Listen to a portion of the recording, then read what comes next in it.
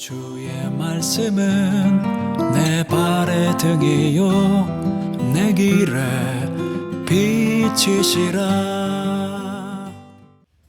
예수님께서 붙잡히실 때에 제자들은 목자 잃은 양같이 예수님의 말씀처럼 뿔뿔이 흩어졌죠.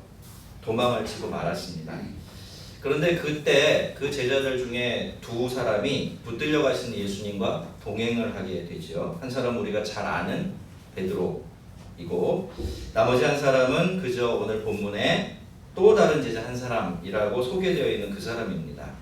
우선 이 또 다른 제자 한 사람 너무 길죠? 그러니까 줄이려면 이 사람이 정확하게 누구인지 좀 우리가 먼저 정리를 해야 될 것 같아서 그 문제를 먼저 좀 살펴보고 나서 이야기를 좀 이어가도록 하겠습니다. 되게 전통적으로 보면요, 이 사람을 요한복음에 나오는 예수님께서 사랑하신 제자, 그러니까 요한복음을 저술한 요한 자신이다 그렇게 생각하고 있어요.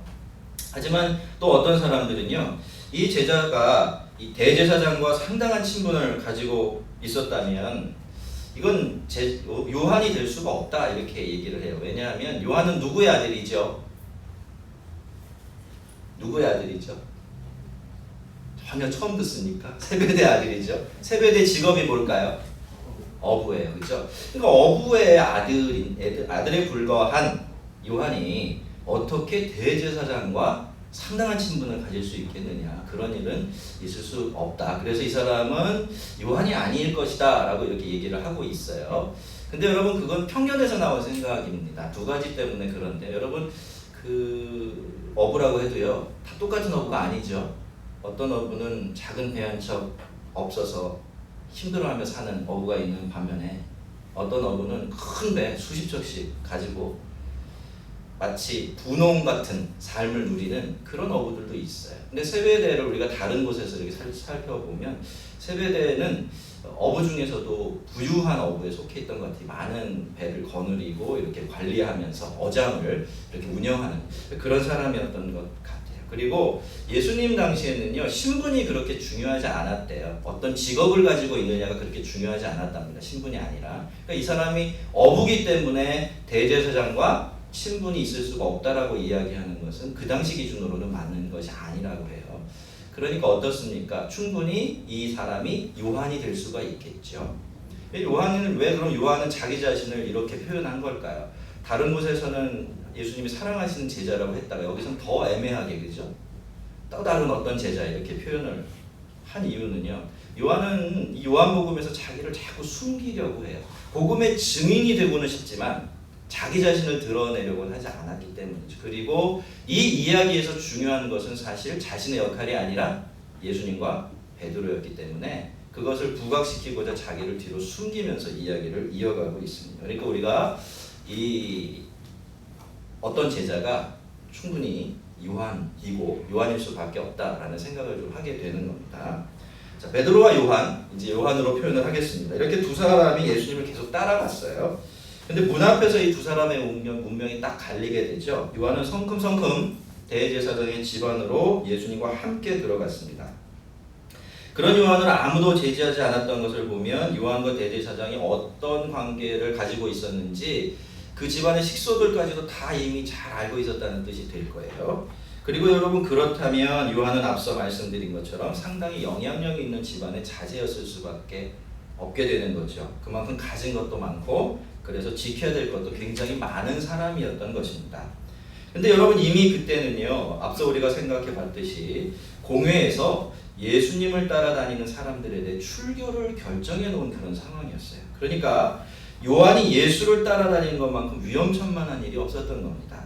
출교를 당하게 되면, 그러다가 그 유대교에서 쫓겨나게 되면 그가 가지고 있고 누리고 있던 모든 것들이 일순간에 날아가 버릴 수 있기 때문이죠. 그런데 여러분, 그런 요한이 지금 어떻게 하고 있습니까? 조금 전에요, 예수님을 따라서 동산으로 들어갔던 것처럼 지금은 예수님을 따라서 대제사장의 집안으로 들어가고 있어요. 그렇게 하는데 아무런 거리낌이나 주저함이 없습니다.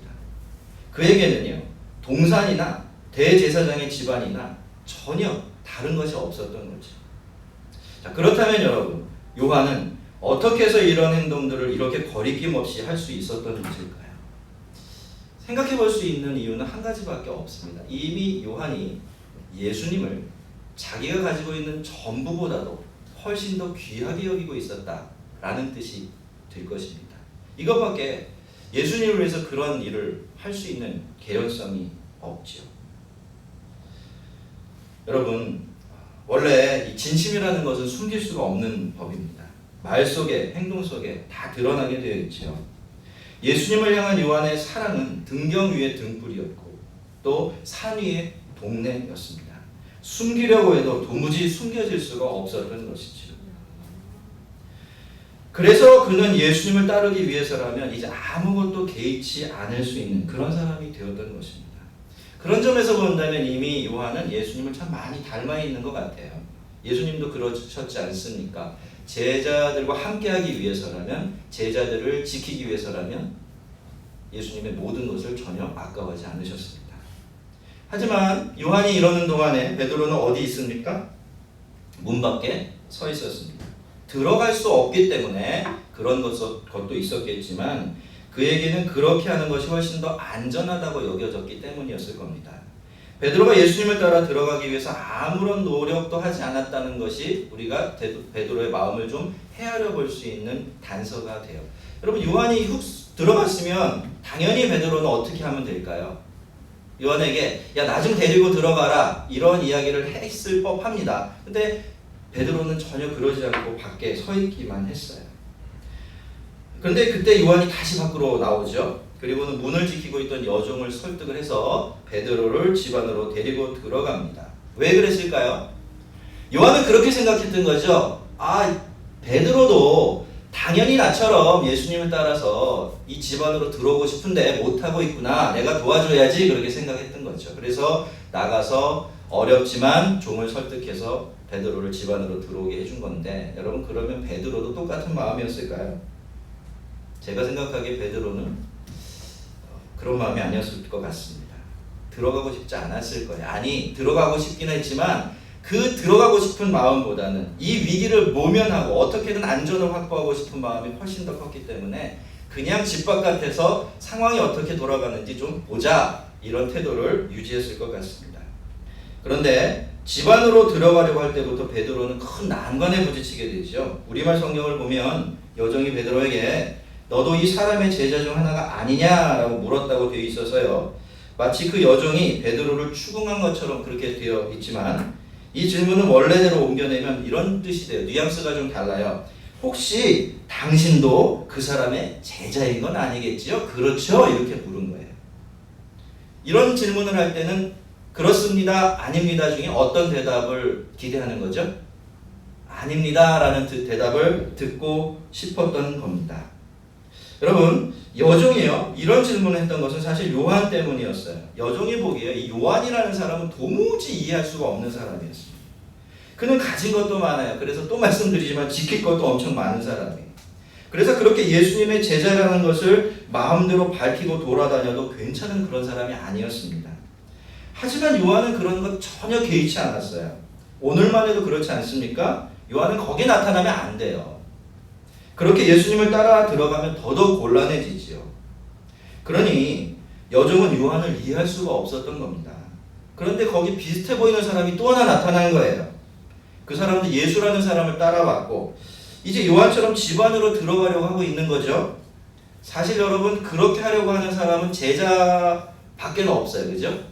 그렇지만 지금 상황은 어떻습니까? 제자라고 한다면 더욱더 그렇게 하면 안 되는 상황이에요. 왜냐하면 제자야말로 자기가 제자라는 걸 드러냈을 때 가장 위험해질 수 있는 사람이죠. 그러니 여러분, 이 여종이 자신의 상식으로 볼 때 굉장히 헷갈렸던 거예요. 설마 하면서도 물었던 거죠. 뭐라고? 당신도 저 요한이라는 사람처럼 멍청한 사람은 아니죠? 이렇게 물었던 겁니다. 성도 여러분, 예수를 믿지 않는 사람들이요, 예수 믿는 사람들을 다 이해할 수 있을까요? 우리들을 편안하게 받아들여 줄 수 있을까요? 아마 답은 반반쯤 될 겁니다. 같은 인간이라는 점에서는 어느 정도까지 이해할 수 있을 거예요. 그렇지만 똑같은 인간인데 전혀 다른 방식으로 전혀 다른 것을 위해서 살아가는 모습을 볼 때는 도무지 우리를 이해하기 힘들어할 것입니다. 때로 우리는요, 이 세상이 우리를 이해해주지 않는다고 참 속상해하는 것 같습니다. 그래서 어떻게든 사람들이 우리를 이해하고 또 받아들이게 하려고 애를 쓰지요. 그리고 그렇게 우리 자신을 설명하려는 우리의 노력들은 사실 꼭 필요한 것이기도 합니다. 우리라고 해서 이 세상에서 외딴 섬으로 살아가고 있지는 않기 때문입니다. 하지만 여러분, 성도는 결정적인 부분에서는 세상이 자신을 이해하도록 만들 수가 없는 사람들입니다. 왜냐하면 우리에게는 하나님이 이 세상보다 자기 자신보다 더 중요하지만 이 세상에게는 하나님은 전혀 의미도 없고 존재하지 않으시는 분으로 되어 있기 때문입니다. 그래서요, 어느 지점부터는 나를 몰라준다고 해서 속상해할 필요도 없고 또 나를 이해시키려고 과도하게 애쓸 필요가 없어요. 그저 요한처럼 살아가면 되는 거죠. 때로는 요한처럼 도무지 저 사람 왜 저렇게 사는지 모른다 라는 그런 소리를 들으면서 살아야 합니다. 성도들은 그 소리를 가끔씩은 들을 수 있어야 정상이에요. 꼭 이런 소리를 들으면서 살아가는 영광스러운 성도들 되시길 바랍니다. 갑작스러운 질문에 베드로는 심장이 덜컥 내려앉았죠. 그래서 서둘러서 대답합니다. 아닙니다. 나는 제자가 아닙니다. 라고 말입니다. 그리고 슬쩍 피워놓은 숯불에 몸을 녹이고 있는 대제사장의 아랫사람들 곁에 서서 함께 불을 쬐기 시작해요. 18절을 보시면 이를 이렇게 묘사하고 있어요. 그때가 추운 고로 종과 아랫사람들이 불을 피우고 서서 쬐니 베드로도 함께 서서 쬐더라. 베드로도 함께 서서 쬐더라. 여러분, 다른 사람들은 그랬습니다. 날씨가 쌀쌀해져서요, 숯불을 피우고 몸을 녹이고 있었습니다. 그러면 베드로도 과연 추워서 거기 함께 있었던 것일까요? 그렇지 않습니다, 여러분. 베드로는 추워서 그랬던 것이 아니에요. 베드로는 본능적으로 최대한 자기가 누구인지를 숨길 수 있는 방법을 찾았던 겁니다. 그래서 그 사람들 틈에 섞여서 불을 함께 쬐기 시작한 거죠. 제자라면 가장 하지 않을 만한 행동을 취한 겁니다.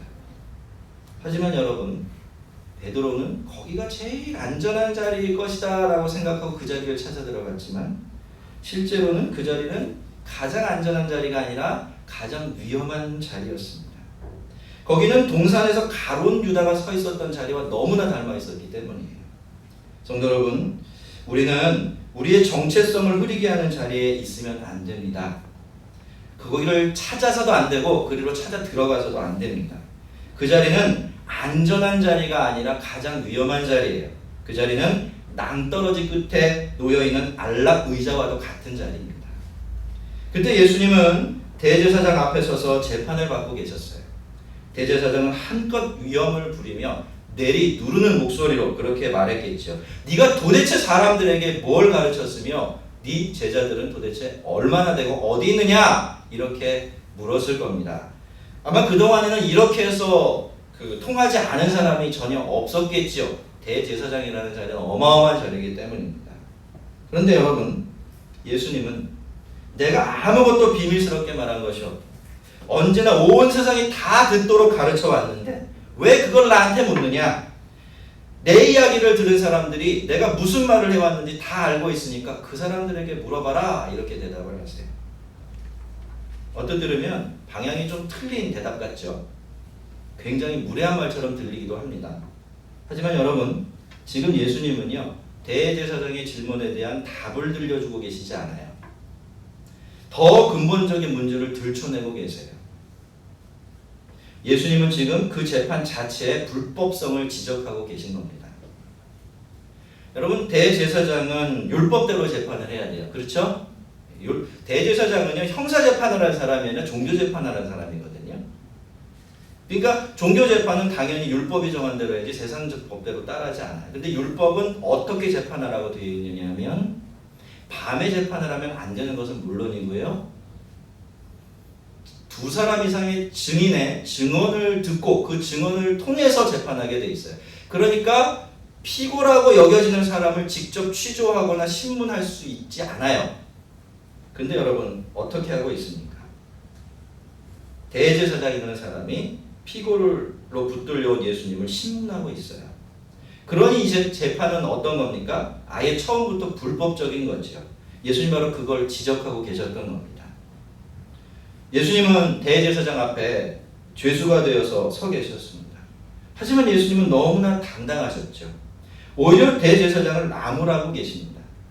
그것도 율법을 근거로 해서 말이죠. 그렇다면 여러분, 이 둘 중에서 누가 진짜 대제사장일까요? 율법을 근거로 해서 대제사장의 불법을 나무라시는 예수님, 대제사장조차도 당당한 말씀으로 꾸짖으시고 판단하시는 예수님이실까요? 아니면 명색이 대제사장이면서도 자기만 믿고 불법을 저지르는 그 사람일까요? 요한은요, 지금 대제사장과 예수님이 함께 있는 그 모습을 우리에게 보여주면서 너희들이 한번 생각해봐라 이렇게 묻고 있는 거예요. 둘 중에 누가 진짜 대제사장이겠느냐라고 말입니다. 그리고 13절에서는 사람들이 예수님을 안나스에게로 끌고 갔다라고 말을 했다가 16절에서는 예수님께서 대제사장에게 재판을 받았다라고 말해요. 그래서 우리는 이 두 가지를 읽으면서 그렇게 생각할 수 있어요. 끌려가기는 안나스에게로 끌려갔지만 처음에 재판을 받은 건 누구로부터다? 가야바에게부터다. 이렇게 생각을 할 수가 있습니다. 그런데 24절로 가면요, 이상하게도 안나스가 예수님을 결박한 채로 대제사장인 가야바에게로 보냈다. 이렇게 말하고 있어요. 그래서 저도 그랬지만요, 사실 이 부분을 자세하게 읽는 사람들은 적잖이 혼동스러워집니다. 그래서 다시 한번 읽으면서 누가 진짜 대제사장인지를 찾아보게 돼요. 물론 그 당시에 대제사장은 누구였습니까? 가야바였어요. 그리고 관례적으로 이전 대제사장들도 대제사장이라고 부르고 있었기 때문에 안나스를 그렇게 부른다고 해도 별로 이상할 것은 없습니다. 하지만 여러분, 요한은 앞서서는 두 사람의 이름을 분명하게 적고 있으면서도 정작 중요한 부분에 가서는 누가 누구인지를 정확하게 말하지 않으면서 의도적으로 우리를 좀 혼란스럽게 만들고 있어요. 왜냐하면 질문하고 싶었기 때문이에요. 이 둘 중에 누가 대제사장이겠느냐 묻는 거예요. 아니, 니들 생각하기에는 이렇게 불법을 자행하는 이 두 사람의 대제사장, 한 사람은 현직이고 한 사람은 전직이지만 그 대제사장이라는 것을 직분을 권력쯤으로 생각하고 마음껏 휘두르는 이 사람들 중에 과연 하나님의 거룩한 대제사장이라고 불릴 만한 사람이 있겠느냐라고 그렇게 묻고 있는 것입니다. 성도 여러분, 누가 진짜 우리의 대제사장입니까? 누가 어느 쪽으로도 치우치지 않고 하나님의 뜻을 따라 우리의 인생을 정의롭고 공정하게 판단하십니까? 누가 세상 모든 일을 하나님의 법대로만, 하나님의 말씀대로만 판단하는 완전한 재판관이 되실 수 있나요? 여러분, 사람들 중에는 이런 제사장이 없습니다. 이렇게 거룩하고 이렇게 의로운 재판관은 나사렛 예수 우리 주님밖에 없습니다. 그래서 여러분, 우리는요, 사람의 눈이 아니라 우리 주님의 눈을 두려워할 줄 알아야 돼요. 사람이 아니라 우리 주님께서 우리의 인생을 판단하도록 우리의 인생을 주님 앞에서 살아내야 하는 것입니다. 그분이 아니면 그 누구도 모든 사람의 인생을 외모나 조건이나 상관없이 공정하고 의롭게 판단하시고 상 주시고 벌 주시는 분이기 때문입니다. 자, 예수님께서는 이렇게 안나스와 그의 부하를 꾸짖고 계셨을 때 바깥에서는 베드로가 신문 아닌 신문을 받고 있었습니다. 물론 그는 이 자리에 죄인으로 불려오지 않았어요. 그는 이 자리에 증인으로 서 있었습니다. 베드로는 몰랐지만 말입니다. 이미 같은 질문을 한번 받았지만 이번에도 베드로는 또 똑같은 질문을 받습니다. 이번에는 옆에서 함께 불을 쬐고 있었던 대제사장의 아랫사람들이 그렇게 물은 것이죠. 너도 그 제자 중에 하나가 아니냐? 똑같은 말이 아까 여종의 말하고 토시 하나까지 똑같아요. 그러니까 무슨 질문이죠? 궁금해서 물은 겁니다. 의아해서 물은 거예요. 도대체 네가 상관없는 네가 여기 왜 와 있냐는 거죠. 제자가 아니라면 이 자리에 있을 수가 없는데 제자라면 또 이 자리에 있을 수가 없는데 도대체 너는 정체가 뭐냐? 이렇게 물은 거죠. 베드로는 또 쿵 하죠.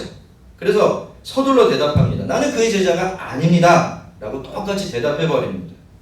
아마도 여러분, 베드로가 처음 여종으로부터 질문을 듣고 대답했을 때보다 이 두 번째 질문이 훨씬 더 크고 명확했을 것 같아요.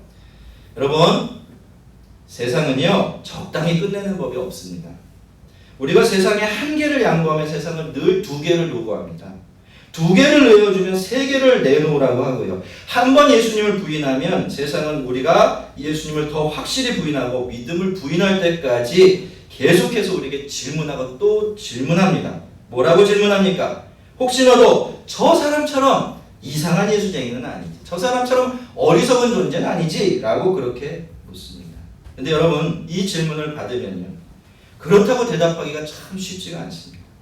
세상은 언제나 우리 앞에 우리가 예수님을 시인하고 우리의 믿음을 시인할 때 감당해내야만 하는 적지 않은 불이익과 불편함을 우리 눈앞에 보여주면서 이런 질문을 던지기 때문이에요. 하지만 여러분, 기억하십시오. 한 번이 어렵지 2번, 3번은 어렵지 않습니다. 그 다음부터는 점점 무뎌지게 되어 있어요.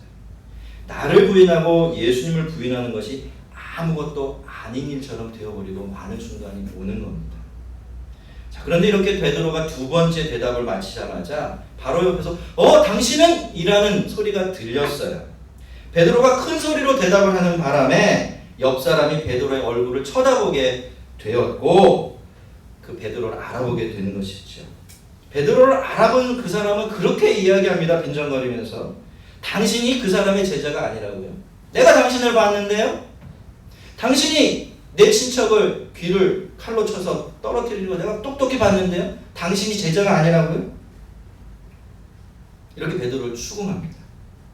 자, 이번에는 베드로가 어떻게 하죠? 똑같이 합니다. 또 딱 잡아떼죠. 다른 복음서를 보면요, 베드로가 3번째로 같은 질문을 받았을 때는 베드로는 자기 말이 거짓말이라면 내가 하나님으로부터 저주를 받을 것이다 라고 스스로에게 저주를 걸면서까지 자기가 예수님의 제자가 아니면 예수님 모른다고 그렇게 주장했다고 되어 있는데요. 이게 얼마나 강력한 주장이었냐면 아마도 모르긴 몰라도 이 말고의 친척이라는 사람이 그럼 내가 잘못 봤나? 라고 그렇게 다시 생각을 고쳐먹도록 만들 정도로 아주 극구 강력하게 부인했을 것입니다. 여러분, 그날 베드로는요, 예수님을 위해서 그 자리에 와 있었어요. 그렇죠? 그러기 위해서 위험을 무릅쓰고 그 자리까지 달려온 것입니다. 예수님을 따라서. 하지만 여러분, 베드로는 그 자리에서 그냥 주저앉고 맙니다. 베드로는 3번 예수님을 부인했어요. 그리고 3번 자기를 부인했습니다. 예수님의 제자라는 말에는요, 예수님만 들어있지 않아요. 무슨 말도 들어있죠? 제자라는 말도 들어있어요. 그러니까 예수님의 제자라는 말 속에는 예수님뿐만이 아니라 그분의 제자이고 그분의 뒤를 따르며 그분을 믿는 베드로 자신도 포함되어 있었던 거죠. 그러니 예수님을 부인하게 되면 어떻게 되는 겁니까? 그 순간에 자기 자신도 송두리째 부인할 수밖에 없게 되는 것입니다. 성도 여러분, 우리는 누구입니까? 우리는 예수를 믿는 사람들입니다. 그리고 예수를 믿는 우리들에게는 우리가 예수를 믿는다는 사실보다 더 중요한 것은 없어요. 예수를 믿는다는 것은 우리가 주님과 끊을래야 끊을 수 없는 생명의 줄로 단단히 묶여져 있다라는 그런 뜻이기 때문입니다. 그래서 예수를 믿는다는 것은 우리가 늘 예수를 신하며 살아가야 한다는 뜻이고, 우리가 우리의 삶 속에서 예수님의 우리의 주님 되심을 인정하고 고백하며 살아갈 때라야 비로소 우리는 하나님 앞에서 우리 자신이 누구인지를 확인하며 시인할 수 있는 그런 사람이 되었다라는 뜻입니다. 그런 점에서 보면 우리는 매일매일의 삶을 우리의 대제사장이신 우리 주님 앞에서 그분과 우리 자신의 증인으로 살아가고 있다라고 그렇게 말할 수가 있습니다. 근데 여러분, 베드로는 그걸 몰랐던 거죠. 그는 사람들이 자신의 재판관이고 이 세상이 자신의 대제사장인 줄 알았습니다. 그래서 베드로는 사람을 두려워하고 세상을 두려워했던 겁니다. 그리고 그것 때문에 결국 참되고 영원한 대제사장이신 나사렛 예수 앞에서 예수님을 완전히 부인하고 자기를 완전히 부인하는 사람이 되고 말았던 것입니다. 그런데 그때 새벽닭이 옵니다. 그리고 그 닭 울음소리는 베드로를 일순간 몇 시간 전으로 휙 돌려놓았죠. 그때 베드로는 자기가 죽는 한이 있어도 자기는 예수님을 배반하지 않을 것이다 라고 그렇게 말했었습니다.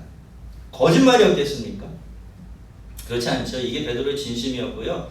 베드로는 자기가 그럴 수 있다는 자신도 있었어요. 자기가 그럴 수 있다는 것을 의심치 않았던 거죠. 하지만 여러분, 그가 미처 몰랐던 것이 하나 있었어요. 그게 바로 자기 자신이었습니다. 자기가 얼마나 별것 아닌 일 때문에 깊은 두려움에 빠질 수 있는지, 그리고 그것 때문에 얼마나 비겁해지고 비열해지며 거짓된 사람이 될 수 있는지를 몰랐어요. 특히 예수님이 정말로 예수님이 말씀하신 그런 상황에 가게 될 것이라는 것을 몰랐고요. 예수님이 그런 형편이 되면 자기가 어떤 사람으로 돌변해버릴지 그걸 전혀 생각하지 못하고 있었던 것입니다. 그래서 그렇게 자신을 믿을 수 있었던 거예요. 하지만 현실은 베드로의 장담이 아니라 예수님 말씀대로였습니다. 닭이 오기 전에 베드로는 3번 예수님을 완전히, 여러분 유대인들에게 3번은 완전한 의미예요. 완전히 부인한 거죠. 그리고 그 순간에 새벽닭이 운 겁니다. 근데 여러분 참 이상한 것이 있지 않습니까? 어떻게 하든 베드로가 예수님을 3번 부인하고 완전히 부인하게 될 것이 사실이라면 예수님께서는 왜 굳이 그 말씀을 미리 베드로에게 들려주시는 것일까요? 여러분, 예수님은 베드로가 예수님을 부인하는 일을 막아보려고 그런 말씀을 미리 들려주신 것은 아니었습니다. 그건 변할 수가 없는 사실이기 때문이에요. 저는 예수님이 그런 말씀을 하신 것이 2가지 이유 때문이 아니었나 생각해 봅니다. 첫 번째로 예수님은 베드로에게 신앙이 무엇인지를 알려주기 위해서 그런 말씀하신 거예요. 여러분, 신앙은요, 자기를 믿는 것이 아니라 자기를 믿지 않게 되는 것을 의미합니다. 그리고 둘째로, 이것이 정말로 중요한데요, 저는 예수님이 베드로가 예수님을 완전히 부인한 다음의 일을 미리 준비시켜 주셨다, 그렇게 생각합니다. 닭이 울면 베드로는 알게 되겠죠. 예수님께서 자기가 얼마나 형편없는 존재인지를 이미 다 알고 계셨다는 것을 말입니다. 그리고는 깨닫게 될 겁니다. 그럼에도 불구하고 예수님이 자기를 싫어하신 적도 없고 자기를 내친 적도 없으며 늘 미소 지으면서 자기를 사랑하고 계셨다는 것을 말이죠. 그리고 그 닭 울음소리 속에서 내가 너를 사랑하고 기뻐했던 것은 네가 나를 위해서 목숨을 버릴 만큼 충성스럽거나 신실하기 때문이 아니다. 내가 너를 사랑하고 지금도 너를 사랑하고 있는 것은 하나님께서 너를 나에게 주셨기 때문이, 다른 이유 때문이 아니다. 그래서 나는 네가 어떤 사람인지를 이미 다 알고 있었지만 그래도 너를 사랑해왔고 지금도 너를 사랑하고 있다라는 그 말씀 분명히 들었을 것입니다. 다른 복음서를 보면 닭이 울자 베드로는 바깥으로 나가서 통곡을 했다라고 그렇게 기록이 되어 있는데요. 여러분, 그 통곡이 과연 어떤 통곡이었을까요? 그것은 자기가 예수님을 3번씩이나 부인한 것을 후회하고 자책하는 그런 통곡이었을까요? 물론 그런 심정도 많이 포함되어 있었겠죠. 그렇지 않을 수가 없으니까 말입니다. 하지만 여러분, 그 통곡은요, 그보다는 자기가 가장 낮은, 가장 형편없는 자리에 떨어졌을 때 그 자리에서 예수님의 사랑을 맞닥뜨린 사람의 통곡이었을 것입니다. 그렇게 못나고, 그렇게 약하고, 그렇게 부족하고, 그렇게 미숙하고, 그렇게 악함에도 불구하고 아무 말 없이 끝까지 사랑하시는 예수님의 사랑을 알게 된 사람의 영혼으로부터 터져나올 수밖에 없는 그런 통곡이었을 것입니다. 성도 여러분, 우리는 잊으면 안 됩니다. 오해해서도 안 돼요. 예수님이 우리를 사랑하시는 것은 우리가 그분의 사랑을 받을 만큼 훌륭하거나 사랑스럽기 때문이 아닙니다. 예수님은요, 우리의 본질을 다 알고 계세요. 본질이라는 말만큼 무서운 말이 없습니다. 또 우리도 미처 모르는 우리 자신의 가장 못나고 부족하며 형편없는 모습까지 이미 다 알고 계세요. 하지만 여러분, 그럼에도 불구하고 주님은 우리를 받아주시고 그럼에도 불구하고 주님은 우리를 사랑하십니다. 왠 줄 아십니까? 예수님이 그런 우리를 예수님의 것으로 삼으셨기 때문에, 예수님이 그런 우리를 끝까지 사랑하겠다고 결심하셨기 때문입니다. 그것밖에 예수님의 사랑에는 전혀 이유가 없는 것이죠. 여러분, 늘 이것을 기억하면서 살아야 우리는 멀리 갔다가도 염치 없이 주님께로 다시 돌아올 수가 있습니다. 다시 받아주시는 하나님의 은혜 안으로 되돌아갈 수가 있는 거예요. 여러분, 우리는 우리의 결단과 능력, 우리의 선함과 훌륭함으로 만들어져 가는 것이 아닙니다. 우리는 그저 그분의 사랑과 은혜 안에서만 우리답게, 예수님의 제자답게 빚어져 갈 수 있을 뿐이에요. 물론 신앙생활에는 우리의 결단과 의지, 선한 마음이 반드시 필요합니다. 하지만 그건 우리를 우리답게 빚어가는 결정적인 요인은 될 수가 없는 겁니다. 우리를 우리답게 빚어가는 결정적인 능력은 변함없이 우리를 향해 부어지는 예수님의 사랑과 그 은혜에 있다는 사실 꼭 기억하십시오. 죄가 깊은 곳에 은혜가 깊다고 하죠. 은혜가 깊은 곳에 믿음은 더 깊이 뿌리내리는 법입니다. 우리는 그렇게 성도가 되어져 가고 또 제자로 빚어져 가게 되는 겁니다. 자, 그때 닭이 울었습니다. 뭘 알리는 사인이었을까요? 베드로가 완전히 실패했음을 알리는 사이렌이었을까요? 너는 이제 다 끝났다! 라고 하는 종소리였겠습니까? 아니죠, 여러분. 닭이 우는 것은 밤이 끝났다는 겁니다. 이제는 어둠을 떠나서 빛으로 나오라는 초청이고, 너는 완전히 실패했어도 하나님은 이제 시작이다 라는 메시지예요. 여러분, 우리 인생에서도 이런 일이 반복될 것입니다. 우리는 또다시 하나님 앞에서 넘어지고 실패하겠죠. 보란듯이 충성과 사랑을 고백하면서 나는 절대로 변하지 않을 거야 라고 장담하지만 금세 돌아서서는 그 고백과 맹세 잊어버리고 예수님을 부인하면서 엉뚱한 짓을 할 겁니다. 그리고 그때 어김없이 새벽닭 울음소리도 늘 반복되고 또 반복될 것입니다. 하지만 여러분, 우리는 베드로가 완전히 실패한 그때에 새벽닭이 울었다는 것을 기억해야 합니다. 어둠이 가장 깊었을 때에 새벽이 찾아왔다는 것을 늘 기억하며 살아야 합니다. 그것이 바로 우리의 유일한 소망이에요. 예수님은 우리의 대제사장이십니다. 그래서 우리를 말씀으로 꾸짖기도 하시고요. 우리 인생을 선악간에 판단하시기도 하십니다. 하지만 우리를 영원히 온전히 중보하시는 우리의 완전한 중보자가 되어 주시기도 하십니다. 여러분, 우리는 우리 살자고 나는 아닙니다 라고 수없이 말하지만요, 예수님은 우리를 살리시려고 내가 그니라 라고 말씀하십니다. 예수님은 우리는 영혼의 밤을 헤매면서 세상 곁에 서서 온몸을 녹여보려고 하지만 예수님은 어김없이 우리 영혼의 새벽을 열어서 빛으로 걸어갈 수 있게 만들어 주십니다. 여러분, 우리는 베드로입니다. 다시 베드로가 되고 또 베드로가 될 겁니다. 당연한 일도 아니고 잘하는 일도 아니지만 우리로서는 피할 수 없는 일이죠. 하지만 우리 주님은 어김없이 새벽닭이 울게 하실 것입니다.